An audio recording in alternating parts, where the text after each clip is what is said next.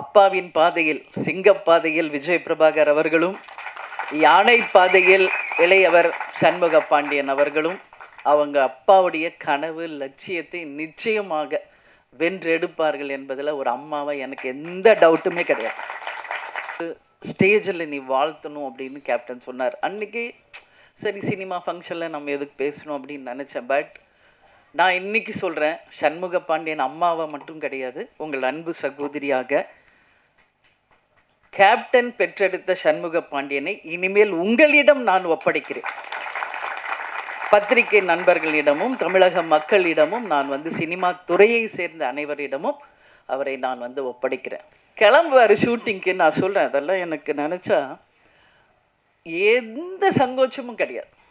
மூக்கில் ஒழுங்கும், makeup போட்டிருப்பார், dress போட்டிருப்பார், வண்டி ஏற போகும்போது அப்படியே ஆவான். அப்படியே அழகாக அந்த மூக்கை தொடச்சி விட்டு கண்ணை தொடச்சி விட்டு ஒரு முத்தம் கொடுத்துட்டு தான் போவார். அதே மாதிரி தான் விஜய் பிரபாகர்.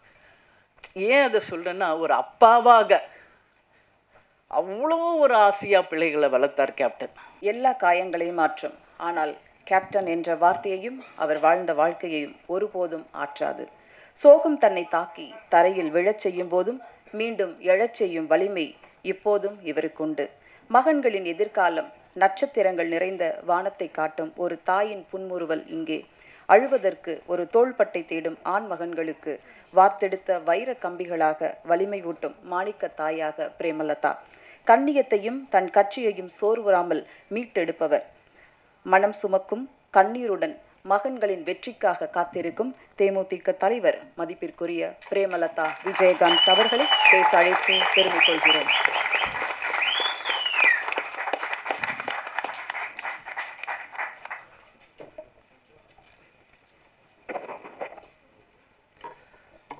அனைவருக்கும் வணக்கம். படைத்தலைவனுடைய ஆடியோ ரிலீஸுக்கு இங்கு வந்திருக்கும் பத்திரிகை சகோதரர்களுக்கும், யூடியூப் சேனலை சேர்ந்த அனைத்து சகோதரர்களுக்கும், எங்கள் உயிரில் கலந்த தேசிய முற்போக்கு திராவிட கழகத்தினுடைய அனைத்து நிர்வாகிகளுக்கும், மகளிர் அணி சகோதரிகளுக்கும், மேடையிலே வீற்றிருக்கும் கேப்டனுடைய திரைப்படங்களை டைரக்ட் செய்த மூத்த சகோதரர் கஸ்தூரி ராஜா அவர்களுக்கும், ரமணா படத்தை டைரக்ட் செய்த முருகதாஸ் அவர்களுக்கும், வீரம் விளஞ்சமன் அவர் யாருன்னா கஸ்தூரி ராஜா சார், இங்கே சிவா சார் இருக்கார். கேப்டனின் தம்பியாக பல ஆண்டு காலம் வாழ்ந்தவர் சிவா.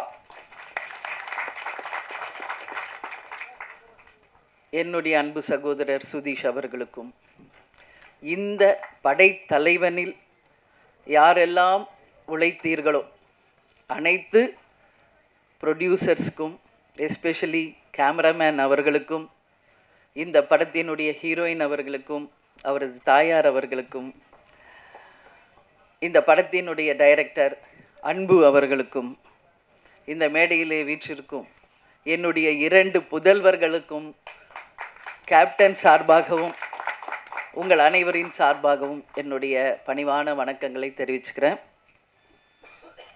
தேர்தலில் அரசியல் மேடைகளில் நான் பேசியதை நீங்கள் எல்லாரும் பார்த்துருப்பீங்க. சினிமா ஃபங்க்ஷனில், அதுவும் ஒரு ஆடியோ லான்ச்சில் பேசுகிறது இதுதான் நான் ஃபஸ்ட் டைம். சகாப்தம் படம் ரிலீஸ் ஆனப்போ கேப்டன் இருந்தாங்க. அப்போது என்னை பேச சொல்லி அழைச்சார். நான் சொன்னேன், இல்லை இது சினிமா, அதனால் நீங்கள் மற்றவங்களாம் டெக்னீஷியன்ஸ்லாம் பேசட்டுங்க, நான் பேசலை அப்படின்னு சொன்னேன். மேபி அது தப்போ அப்படின்னு நான் ஃபீல் பண்ணுறேன். ஏன்னா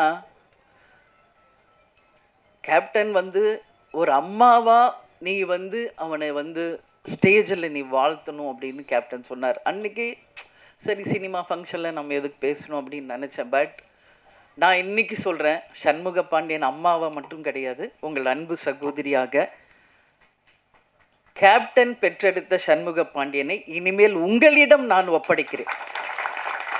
பத்திரிகை நண்பர்களிடமும் தமிழக மக்களிடமும் நான் சினிமா துறையை சேர்ந்த அனைவரிடமும் அவரை நான் ஒப்படைக்கிறேன். எல்லாரும் பேசுவாங்க, நிறைய நான் பார்த்துருக்கேன். கேப்டன் கூட 33 வருஷம் வாழ்ந்திருக்கேன். கேப்டனை பற்றி பேசுறது இன்னைக்கு அவர் மறைவுக்கு பிறகு டெய்லி அத்தனை யூடியூப்ஸ்லையும் கேப்டனுடைய பழைய காலிய நினைவுகள், பேச்சுக்கள் எல்லாம் வரும்பொழுது கேப்டன் அப்படி பண்ணார், இப்படி பண்ணார், நிறைய விஷயங்கள் நான் பார்க்குறேன். கேப்டனுடைய 2 புதல்வர்கள். கேப்டனுக்கு 2 தொழில். ஒன்று சினிமா, இன்னொன்று அரசியல். கேப்டனும் நானும் இது அவங்க 2 பேரும் பிறந்த போதே முடிவெடுத்த ஒரு விஷயம்.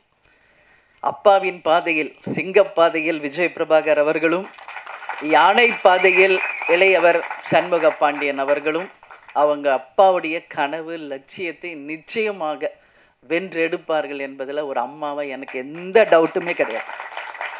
ஏன்னா கேப்டன் நானும் அவங்கள அப்படி தான் வளர்த்துருக்கோம். கேப்டன் சொல்லுவார், சொல்லி சொல்லி வளர்ப்பார். பிரபாவை அண்ணான் தான் சொல்லணும், தம்பி. அது மட்டும் என்னைக்கு கடைசி வரைக்கும் அவர் ஒத்துக்கல. அதையும் இன்னைக்கு வரைக்கும் சண்முக பாண்டியன் அதை கரெக்டாக கீப் அப் பண்ணுறாரு. ஏன்னா அந்த பாண்டிங், அந்த ரெஸ்பெக்ட், அது இருந்தால் தான் நம்ம வாழ்க்கையில் ஒற்றுமையாக பல சாதனைகளை செய்ய முடியும் என்பதில் கேப்டன் உறுதியாக இருந்தார். அதையே பிள்ளைகளுக்கும் நாங்கள் சொல்லி கொடுத்து அவங்கள வளர்த்துருக்கோம். நீங்கள் எல்லோரும் சொன்னீங்க, டவுன் டு எர்த்தாக இருக்காங்க, அப்பா மாதிரியே உதவி செய்கிறாங்க, எல்லாரோடையும் சகஜமாக பழகுறாங்க அப்படின்னு. இன்னைக்கு இல்லை, இன்னும் எத்தனை ஆண்டு காலம் ஆனாலும் உச்ச நட்சத்திரமாக சண்முக பாண்டியன் அவர்கள் வந்தாலும் இன்னைக்கு எப்படி உங்கள் அத்தனை பேரிடமும் எளிமையோடும் உங்கள் அன்பு சகோதரர் போல டவுன் டு எர்த்தாக இருக்காரோ அப்படி தான் இருப்பார். ஏன்னா சின்ன கை குழந்தை கேப்டன் மேக்கப் போடுவார். நான் 6 மணிக்கெல்லாம் கேப்டன் கிளம்புவார். உங்களுக்கு எல்லாருக்கும் தெரியும். 9 o'clock வித் மேக்கப் ஷூட்டிங்கில் இருக்கணும்னா 6 o'clock இறங்கி கீழே வந்துடும் எங்கள் ரூம் மேலே. கை குழந்தை அவனை தூக்கிட்டு நானும் கீழே வந்துடுவேன். ஏன்னா அவருக்கு நான் டிஃபன் கொடுக்கணும், அவருக்கு வேண்டிய இதெல்லாம் செய்யணும்னு. அப்படியே பார்த்துக்கிட்டு இருப்பான் அவங்க அப்பாவை. அப்போ ரொம்ப கைக்குள்ள அழுகுவான், ரொம்ப ஜாஸ்தி. எதுக்கு இவன் அழுகிறான்? மூக்கில் லைட்டாக அப்புறம் ஒழுகும் அவருக்கு. கிளம்புவார் ஷூட்டிங்க்கு. நான் சொல்கிறேன், அதெல்லாம் எனக்கு நினச்சா எந்த சங்கோச்சமும் கிடையாது. மூக்கில் ஒழுங்கும், மேக்கப் போட்டிருப்பார், ட்ரெஸ் போட்டிருப்பார். வண்டி ஏற போகும்போது அப்படியே தாவான். அப்படியே அழகாக அந்த மூக்கை தொடச்சி விட்டு, கண்ணை தொடச்சி விட்டு ஒரு முத்தம் கொடுத்துட்டு தான் போவார். அதே மாதிரி தான் விஜய் பிரபாகர். ஏன் அதை சொல்கிறேன்னா, ஒரு அப்பாவாக அவ்வளோ ஒரு ஆசையாக பிள்ளைகளை வளர்த்தார் கேப்டன். இன்றைக்கி 2 பேரும் இன்றைக்கி அவங்க அப்பா இல்லாததை ரொம்ப ரொம்ப ரொம்ப மிஸ் பண்ணுறாங்க. இங்கே கேப்டன் இல்லைன்னு நான் நினைக்கவே இல்லை. இங்கே தான் இருக்கார் கேப்டன்.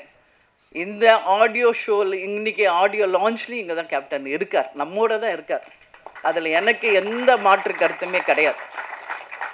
இந்த இடத்தில் கேப்டன் இருந்து அவருடைய நல்லாசியுடன், அவருடைய வாழ்த்துக்களுடன் தான் இந்த ஆடியோ லான்ச் நடந்துக்கிட்டு இருக்கு. அதில் எந்த மாற்று கருத்துமே இல்லை.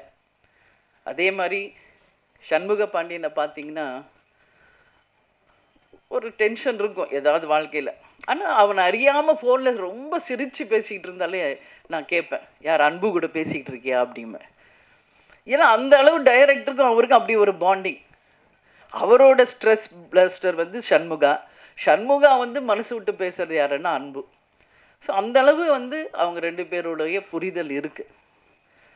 இப்போது அடுத்த படம் டைரக்டர், எங்கள் அம்மா உங்களுடைய பெரிய ஃபேன் சார்.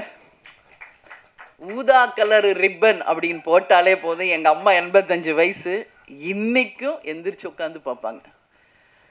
நான் இதை சார் கதை சொல்ல வரும்போது, வீட்டுக்கு வரும்போதே நான் சொல்லியிருக்கேன். அதே மாதிரி தான் சசிகுமார் சார், அவரும் வீட்டுக்கு கதை சொல்ல வரும்போது அவருடைய அந்த டவுன் டு எர்த் அங்கே பார்த்தேன் வீட்டில். சசிகுமார் சார், நீங்கள் சொல்லியிருக்கீங்க குற்ற பரம்பரை நிச்சயமாக வரும் அப்படின்னு நான் உறுதியாக நம்புகிறேன். ஹாட் ஸ்டார் மூலியமாக வருதோ இல்லையோ, அது வெப் சீரிஸாக வருதோ இல்லையோ, அதை ஒரு திரைப்படமாக நாம் அனைவரும் சேர்ந்து நிச்சயம் எடுப்போம்ன்றதை இந்த ஸ்டேஜில் உங்களுக்கு நான் உறுதி அளிக்கிறேன். உங்களுடைய படம் மிகப்பெரிய வெற்றி அடைஞ்சிருக்கு. அதுக்கு உங்களுக்கு நான் வாழ்த்துக்களை சொல்கிறேன்.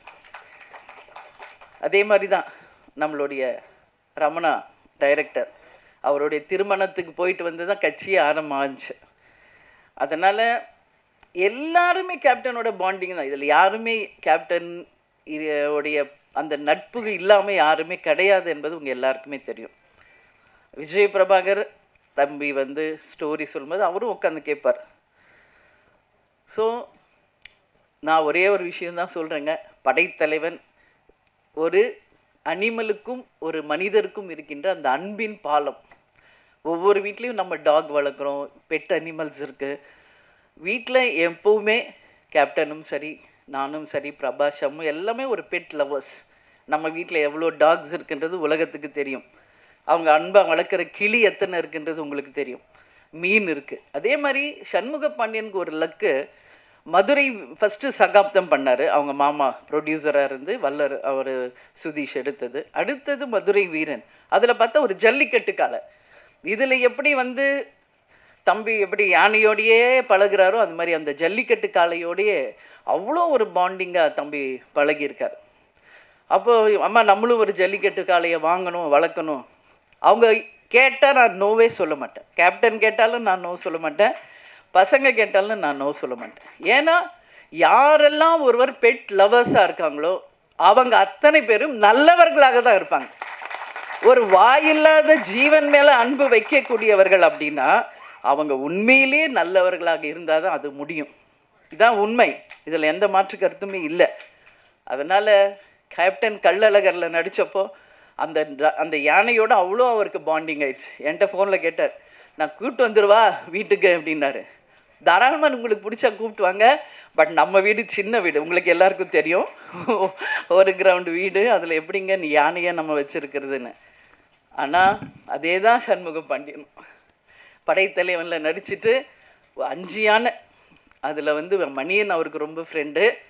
இன்னொரு யானை பேர் பிரேமாவா ஏதோ சொல்லி புஜ்ஜியா அது சொல்லுவார். அது எல்லாமே எனக்கு ஃப்ரெண்ட்ஸ் ஆயிடுச்சுமா, நீங்கள் எஸ் சொன்னால் நான் கூப்பிட்டு வந்துடுறேன் ஏதாவது ஒரு யானையான்னு. நான் இது வரைக்கும் சொல்லலை, இப்போ சொல்கிறேன். சண்முக பாண்டியனுக்கும் என் கேப்டனுக்கும் சொல்கிறேன், உறுதியாக ஒரு யானை நம்ம வாங்குவோம். அது நீங்கள் எப்படி நீங்கள் டாக்ஸை வளர்க்குறீங்களோ அது மாதிரி நீங்கள் வளர்க்கணும். ஏன்னா அது அவருடைய விருப்பம், சண்முகாவுடைய விருப்பம். இன்றைக்கி அதை வந்து நான் ஒரு விநாயகருடைய அடையாளமாக தான் பார்க்குறேன். முருகர் எப்பயுமே அண்ணன் கணேஷாவை கும்பிட்டுட்டு தான் எந்த ஒரு விஷயத்தையும் தொடங்குவார். அதே மாதிரி தான் இவங்களும் சண்முகாவும் விஜய் பிரபாகர் கிட்ட சொல்லி அந்த அன்போடு அவர்கிட்ட பிளெஸிங் வாங்கி தான் கிளம்புவார். அந்த மாதிரி ஒரு அன்பு அவங்களுக்குள்ள சின்ன வயசுலேருந்தே இருக்குது. அதனால் நிச்சயமாக இந்த படம் மிகப்பெரிய வெற்றி படமாக மாறும். அன்பு வந்து சொல்கிற எவ்வளோ ஸ்ட்ரகிள்ஸ் இந்த மூவி ரிலீஸ் ஆக எனக்கு தெரியும். பொங்கல் வெளியீடுன்னு போட்டாங்க, நான் அப்போ கூட சொன்னேன் விரைவில் போடுங்கன்னு. இல்லை கண்டிப்பாக வந்துடலாம் மேடம்னார். சரி உங்கள் நம்பிக்கை. அதுக்கப்புறம் என்னெல்லாம் நடந்தது என்பது எல்லாருக்கும் தெரியும். ஒரு திரைப்படம் எடுத்து முடித்து அதை ரிலீஸ் பண்ணுவதற்கு எல்லாரும் சப்போர்ட் பண்ணுங்கள். கேப்டன் எத்தனை பேருக்கு எவ்வளோ சப்போர்ட் பண்ணியிருக்காரு, எவ்வளோ திரைப்படங்களுக்கு சப்போர்ட் பண்ணியிருக்காரு, எத்தனை டெக்னீஷியன்ஸுக்கு சப்போர்ட் பண்ணியிருக்காரு. ஒரு படம் ரிலீஸ் ஆனதான் அதை நம்பி வாழ்கின்ற அத்தனை ஆயிரம் குடும்பங்கள் நல்லா இருக்கும். அதில் எந்த மாற்று கருத்துமே கிடையாது. சினிமா நல்லா இருந்தால் அதை நம்பி இருக்கிற ஆயிரக்கணக்கான மக்கள் நல்லா இருப்பாங்க. அதில் நாங்கள் உறுதியாக இருக்கோம். கேப்டன் கூடயே இருந்து சினிமானா என்ன என்பது நாங்கள் நல்லா உணர்ந்திருக்கோம். நிச்சயமாக கேப்டன் விட்டுட்டு சென்ற அந்த இடத்தை அரசியலில் விஜய் பிரபாகரும் சினிமா துறையில் சண்முக பாண்டியனும் கேப்டன் மாதிரி இருந்து நிச்சயமாக அனைவருக்கும் அதே மாதிரி இருப்பாங்க என்பதில் எந்த மாற்று கருத்தும் யாருக்கும் வேண்டாம்.